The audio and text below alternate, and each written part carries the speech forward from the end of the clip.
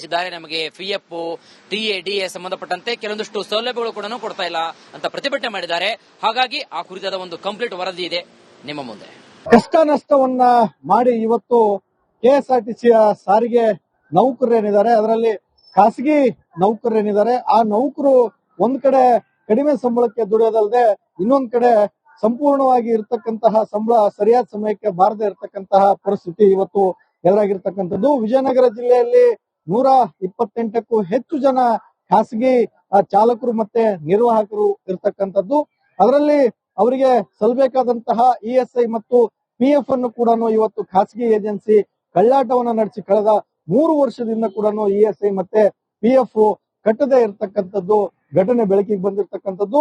ವಿಜಯನಗರ ಜಿಲ್ಲೆ ಅಷ್ಟೇ ಅಲ್ಲದೆ ಇನ್ನು 8 ಜಿಲ್ಲೆಗಳು, ಬರೋಬ್ಬರಿ 9 ಜಿಲ್ಲೆಗಳಲ್ಲಿ ಇದೇ ಒಂದು ಪೂಜಾ ಅಂತಕ್ಕಂತಹ ಖಾಸಗಿ ಏಜೆನ್ಸಿ ಇವತ್ತು ಖಾಸಗಿ ಏನು ಚಾಲಕರಿದ್ದಾರೆ ಅವರಿಗೆ ಸಂಬಳವನ್ನ ಕೊಡ್ತಕ್ಕಂತಹ ಪರಿಸ್ಥಿತಿ ಇರತಕ್ಕಂಥದ್ದು.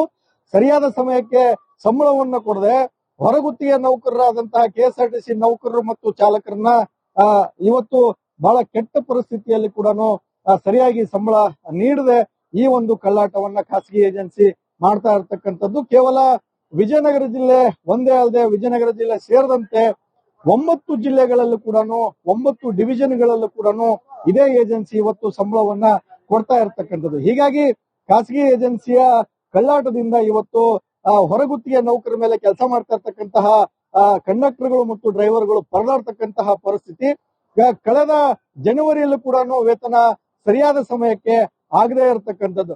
ಎಲ್ಲಿ ಸುಮಾರು 300-400 ಕಿಲೋಮೀಟರ್ ಗಟ್ಲೆ, 800 ಕಿಲೋಮೀಟರ್, 1000 ಕಿಲೋಮೀಟರ್ ಗಟ್ಲೆ ಮನೆ ಮಠ ಕುಟುಂಬವನ್ನು ಬಿಟ್ಟು ಬಸ್ ಓಡಿಸ್ತಕ್ಕಂತಹ ಈ ಒಂದು ಖಾಸಗಿ ನೌಕರರ ಪರಿಸ್ಥಿತಿ, ಸಾರಿಗೆಯಲ್ಲಿ ಖಾಸಗಿ ನೌಕರರಾಗಿ ಕೆಲಸ ಮಾಡ್ತಾ ಇರ್ತಕ್ಕಂಥವ್ರ ಜೀವನದ ಜೊತೆ ಇಂತಹ ಏಜೆನ್ಸಿಗಳು ಇವತ್ತು ಕಳ್ಳಾಟವನ್ನ ಮಾಡ್ತಾ ಇರ್ತಕ್ಕಂಥದ್ದು.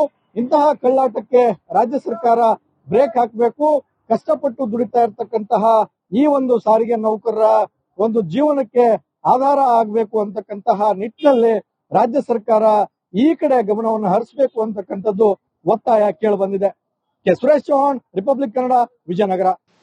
ನಮಗೆ ಪಿಎಫ್, ಟಿಎ, ಡಿಎ ಸಂಬಂಧಪಟ್ಟಂತೆ ಕೆಲವೊಂದಿಷ್ಟು ಸೌಲಭ್ಯಗಳು ಕೂಡ ಕೊಡ್ತಾ ಇಲ್ಲ ಅಂತ ಪ್ರತಿಭಟನೆ ಮಾಡಿದ್ದಾರೆ.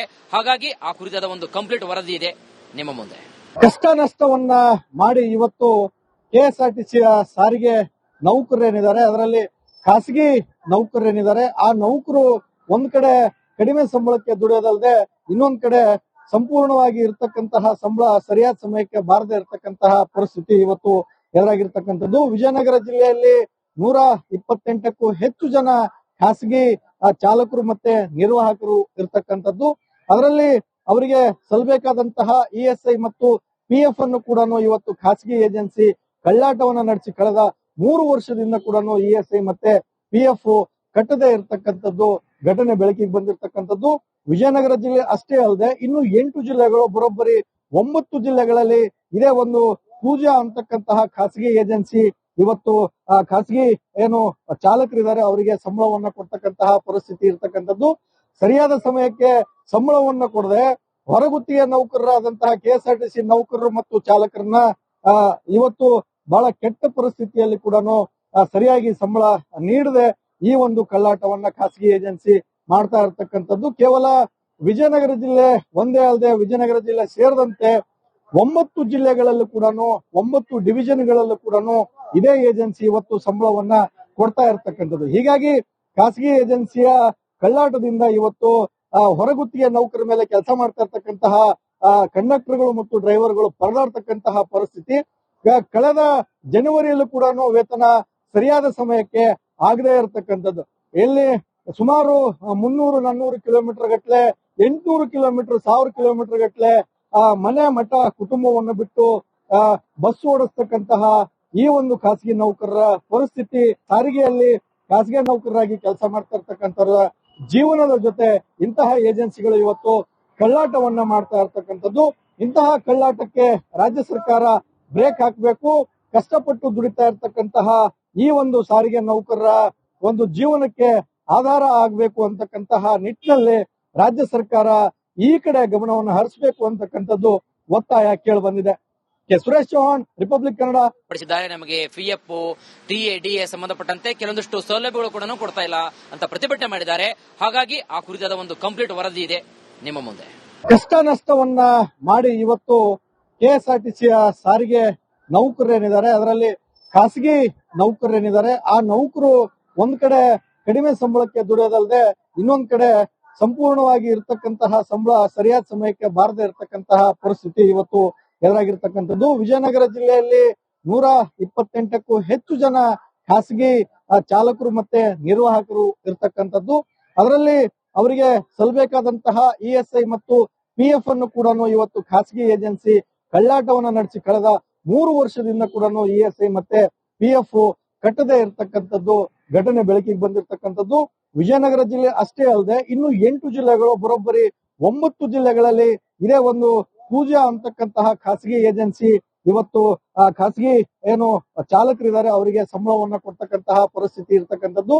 ಸರಿಯಾದ ಸಮಯಕ್ಕೆ ಸಂಬಳವನ್ನ ಕೊಡದೆ ಹೊರಗುತ್ತಿಗೆ ನೌಕರರಾದಂತಹ ಕೆಎಸ್ಆರ್ಟಿಸಿ ನೌಕರರು ಮತ್ತು ಚಾಲಕರನ್ನ ಇವತ್ತು ಬಹಳ ಕೆಟ್ಟ ಪರಿಸ್ಥಿತಿಯಲ್ಲಿ ಕೂಡ ಸರಿಯಾಗಿ ಸಂಬಳ ನೀಡದೆ ಈ ಒಂದು ಕಳ್ಳಾಟವನ್ನ ಖಾಸಗಿ ಏಜೆನ್ಸಿ ಮಾಡ್ತಾ ಇರತಕ್ಕಂಥದ್ದು. ಕೇವಲ ವಿಜಯನಗರ ಜಿಲ್ಲೆ ಒಂದೇ ಅಲ್ಲದೆ ವಿಜಯನಗರ ಜಿಲ್ಲೆ ಸೇರಿದಂತೆ 9 ಜಿಲ್ಲೆಗಳಲ್ಲೂ ಕೂಡ 9 ಡಿವಿಷನ್ಗಳಲ್ಲೂ ಕೂಡ ಇದೇ ಏಜೆನ್ಸಿ ಇವತ್ತು ಸಂಬಳವನ್ನ ಕೊಡ್ತಾ ಇರತಕ್ಕಂಥದ್ದು. ಹೀಗಾಗಿ ಖಾಸಗಿ ಏಜೆನ್ಸಿಯ ಕಳ್ಳಾಟದಿಂದ ಇವತ್ತು ಹೊರಗುತ್ತಿಗೆ ನೌಕರ ಮೇಲೆ ಕೆಲಸ ಮಾಡ್ತಾ ಇರ್ತಕ್ಕಂತಹ ಕಂಡಕ್ಟರ್ಗಳು ಮತ್ತು ಡ್ರೈವರ್ಗಳು ಪರದಾಡ್ತಕ್ಕಂತಹ ಪರಿಸ್ಥಿತಿ.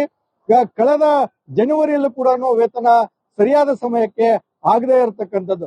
ಎಲ್ಲಿ ಸುಮಾರು 300-400 ಕಿಲೋಮೀಟರ್ ಗಟ್ಲೆ, 800 ಕಿಲೋಮೀಟರ್, 1000 ಕಿಲೋಮೀಟರ್ ಗಟ್ಲೆ ಮನೆ ಮಠ ಕುಟುಂಬವನ್ನು ಬಿಟ್ಟು ಬಸ್ ಓಡಿಸ್ತಕ್ಕಂತಹ ಈ ಒಂದು ಖಾಸಗಿ ನೌಕರರ ಪರಿಸ್ಥಿತಿ, ಸಾರಿಗೆಯಲ್ಲಿ ಖಾಸಗಿ ನೌಕರರಾಗಿ ಕೆಲಸ ಮಾಡ್ತಾ ಇರ್ತಕ್ಕಂಥವ್ರ ಜೀವನದ ಜೊತೆ ಇಂತಹ ಏಜೆನ್ಸಿಗಳು ಇವತ್ತು ಕಳ್ಳಾಟವನ್ನ ಮಾಡ್ತಾ ಇರ್ತಕ್ಕಂಥದ್ದು. ಇಂತಹ ಕಳ್ಳಾಟಕ್ಕೆ ರಾಜ್ಯ ಸರ್ಕಾರ ಬ್ರೇಕ್ ಹಾಕಬೇಕು. ಕಷ್ಟಪಟ್ಟು ದುಡಿತಾ ಇರ್ತಕ್ಕಂತಹ ಈ ಒಂದು ಸಾರಿಗೆ ನೌಕರರ ಒಂದು ಜೀವನಕ್ಕೆ ಆಧಾರ ಆಗಬೇಕು ಅಂತಕ್ಕಂತಹ ನಿಟ್ಟಿನಲ್ಲಿ ರಾಜ್ಯ ಸರ್ಕಾರ ಈ ಕಡೆ ಗಮನವನ್ನು ಹರಿಸಬೇಕು ಅಂತಕ್ಕಂಥದ್ದು ಒತ್ತಾಯ ಕೇಳಿ ಬಂದಿದೆ. ಪಡಿಸಿದ್ದಾರೆ. ನಮಗೆ ಪಿಎಫ್, ಟಿಎ, ಡಿಎ ಸಂಬಂಧಪಟ್ಟಂತೆ ಕೆಲವೊಂದಿಷ್ಟು ಸೌಲಭ್ಯಗಳು ಕೂಡ ಕೊಡ್ತಾ ಇಲ್ಲ ಅಂತ ಪ್ರತಿಭಟನೆ ಮಾಡಿದ್ದಾರೆ. ಹಾಗಾಗಿ ಆ ಕುರಿತಾದ ಒಂದು ಕಂಪ್ಲೀಟ್ ವರದಿ ಇದೆ ನಿಮ್ಮ ಮುಂದೆ. ಕಷ್ಟ ನಷ್ಟವನ್ನ ಮಾಡಿ ಇವತ್ತು ಕೆಎಸ್ಆರ್ಟಿಸಿಯ ಸಾರಿಗೆ ನೌಕರರೇನಿದ್ದಾರೆ, ಅದರಲ್ಲಿ ಖಾಸಗಿ ನೌಕರರೇನಿದ್ದಾರೆ, ಆ ನೌಕರು ಒಂದ್ ಕಡೆ ಕಡಿಮೆ ಸಂಬಳಕ್ಕೆ ದುಡಿಯೋದಲ್ಲದೆ ಇನ್ನೊಂದ್ ಕಡೆ ಸಂಪೂರ್ಣವಾಗಿ ಇರತಕ್ಕಂತಹ ಸಂಬಳ ಸರಿಯಾದ ಸಮಯಕ್ಕೆ ಬಾರದೆ ಇರತಕ್ಕಂತಹ ಪರಿಸ್ಥಿತಿ ಇವತ್ತು ಎದುರಾಗಿರ್ತಕ್ಕಂಥದ್ದು. ವಿಜಯನಗರ ಜಿಲ್ಲೆಯಲ್ಲಿ 128ಕ್ಕೂ ಹೆಚ್ಚು ಜನ ಖಾಸಗಿ ಚಾಲಕರು ಮತ್ತೆ ನಿರ್ವಾಹಕರು ಇರತಕ್ಕಂಥದ್ದು. ಅದರಲ್ಲಿ ಅವರಿಗೆ ಸಲ್ಲಬೇಕಾದಂತಹ ಇಎಸ್ಐ ಮತ್ತು ಪಿಎಫ್ ಅನ್ನು ಕೂಡ ಇವತ್ತು ಖಾಸಗಿ ಏಜೆನ್ಸಿ ಕಳ್ಳಾಟವನ್ನ ನಡೆಸಿ ಕಳೆದ 3 ವರ್ಷದಿಂದ ಕೂಡ ಇಎಸ್ಐ ಮತ್ತೆ ಪಿಎಫ್ ಕಟ್ಟದೇ ಇರತಕ್ಕಂಥದ್ದು ಘಟನೆ ಬೆಳಕಿಗೆ ಬಂದಿರತಕ್ಕಂಥದ್ದು. ವಿಜಯನಗರ ಜಿಲ್ಲೆ ಅಷ್ಟೇ ಅಲ್ಲದೆ ಇನ್ನು 8 ಜಿಲ್ಲೆಗಳು, ಬರೋಬ್ಬರಿ 9 ಜಿಲ್ಲೆಗಳಲ್ಲಿ ಇದೇ ಒಂದು ಪೂಜಾ ಅಂತಕ್ಕಂತಹ ಖಾಸಗಿ ಏಜೆನ್ಸಿ ಇವತ್ತು ಖಾಸಗಿ ಏನು ಚಾಲಕರಿದ್ದಾರೆ ಅವರಿಗೆ ಸಂಬಳವನ್ನ ಕೊಡ್ತಕ್ಕಂತಹ ಪರಿಸ್ಥಿತಿ ಇರತಕ್ಕಂಥದ್ದು.